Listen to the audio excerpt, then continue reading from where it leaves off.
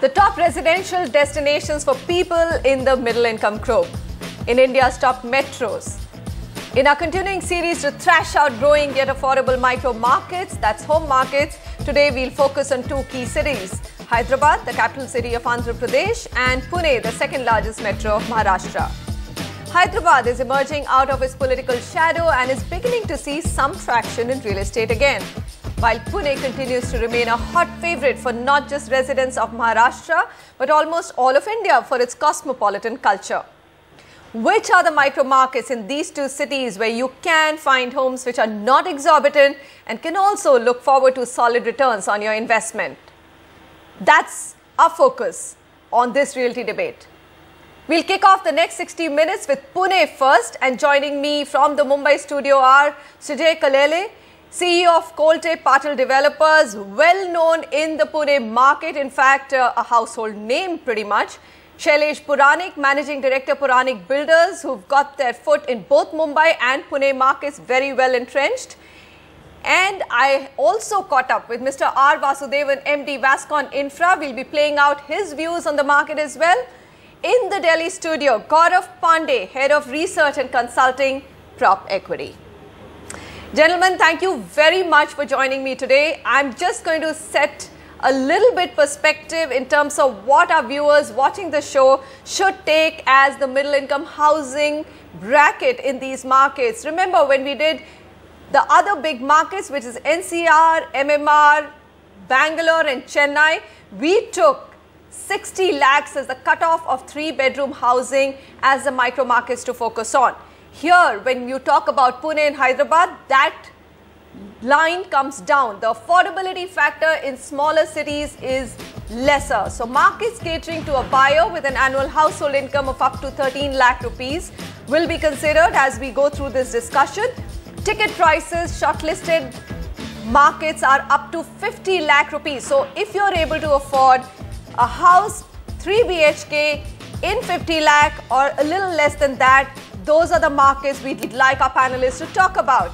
Market is defined as affordable for an average buyer, as I said, of 3 BHK in 50 lakh rupees. Now Pune, pretty much like Bangalore, has witnessed a big dispersion in terms of growth. So it's growing from all sides. It's pretty much like Bangalore. If you've been watching the series, it's not concentrated in some markets or some pockets. Affordable pockets, though, are not so many. They have shifted out of the city central business district. So even in a small town like Pune, it's not easy to find something centrally located which you can consider as affordable. So let's just lay out what's happening in the Pune market first before we go down to the basic nitty-gritties of this market. Sujay, first question to you. You know this market inside out. What's really driving the Pune market? I mean, a Knight Frank report says it's one of the best investment destinations now. Yeah, pretty much. I think a lot of positive factors are coming together for the growth of Pune market. The most important being that it remains one of the few markets in India which is not only dependent on one particular industry. You have engineering and automobile, which have been the traditional basis of Pune, which continue to grow with fresh investments from marquee brands like Daimler, Chrysler, Volkswagen, GE and everybody. Then you have the new age in IT industry, which continues to grow, and now you have the larger campuses for companies like Cognizant, Infosys, Wipro, all in Pune rather than in Bangalore.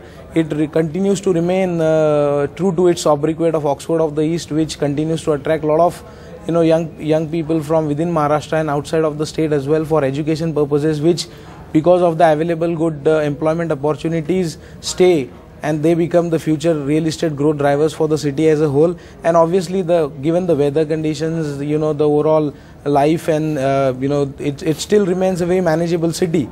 Coupled to this, a lot of infrastructural initiatives that have happened that have reduced the travel distance a lot. Obviously, a lot remains to be done. But as a whole, this provides a win-win situation as far as the real estate market grows. And we were not really surprised when the research report came out and it highlighted four micro markets within Pune as the best investment destination in years to come.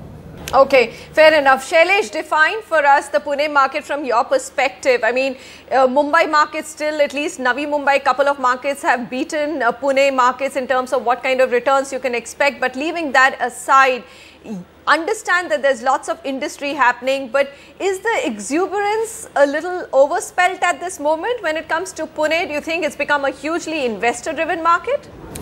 Absolutely not. I feel Pune was never and will never be an investor-driven market solely for the reason, the kind of stock that is available in Pune and the affordability level at which the stock is available in Pune. And you just mentioned Pune is a small city.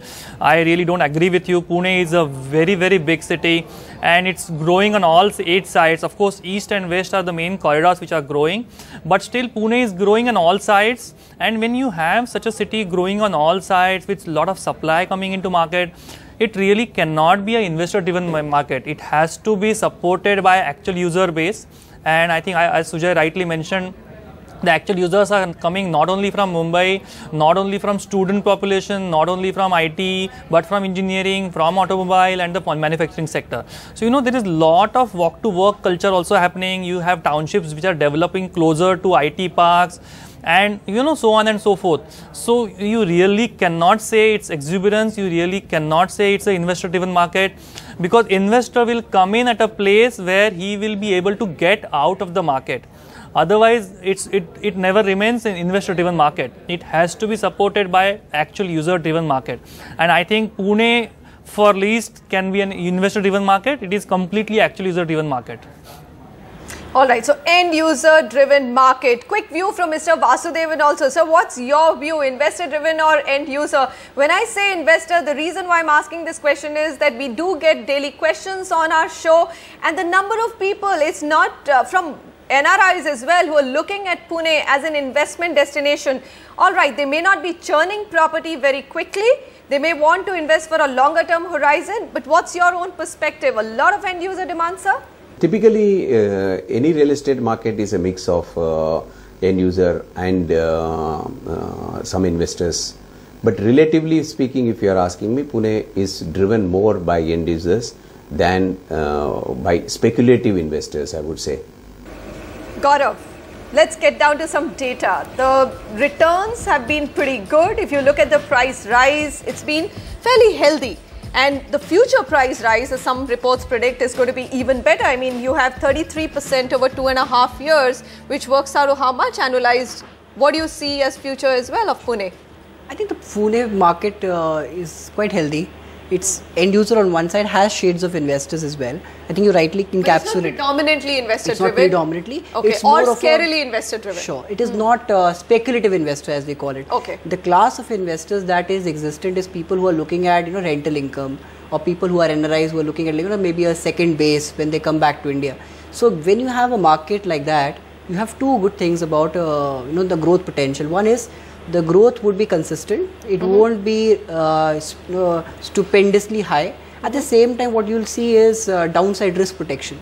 So you would continue to see this kind of. So you classify it as a high growth market, which has a good solid base. Yes. So it's not going to, let's say, crack open in case of a downturn. All right. So that's a good cushion that you have in the Pune market, along with, of course, a great story in terms of growth and employment generation. So let's look at what's going on in this market. Overview of residential prices, and this is prop equity data. Northwest Pune is about 3,950 rupees per square feet.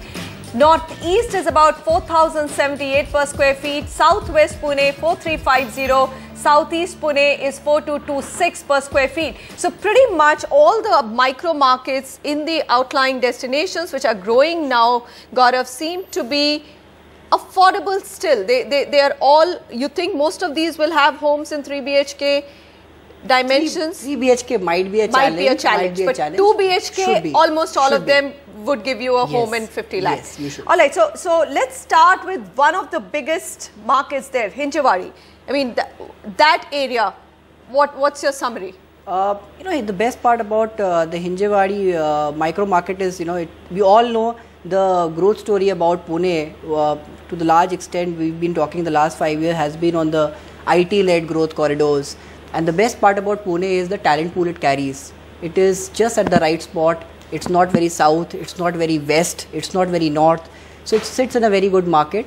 Hinjewadi essentially is the Silicon Valley of Maharashtra, if I were to say. And looking at Hinjewadi, if you look at configurations in 1 and 2 and 3 BHKs, you have options up to 54 lakhs in all these unit sizes. All these 3 unit so sizes. it's very affordable from that perspective. India's #1 news app just got even better. Download NDTV's new app. Fully optimized for retina display. Full screen view. Faster response time. And Sudoku. NDTV's new iPad app. Download now.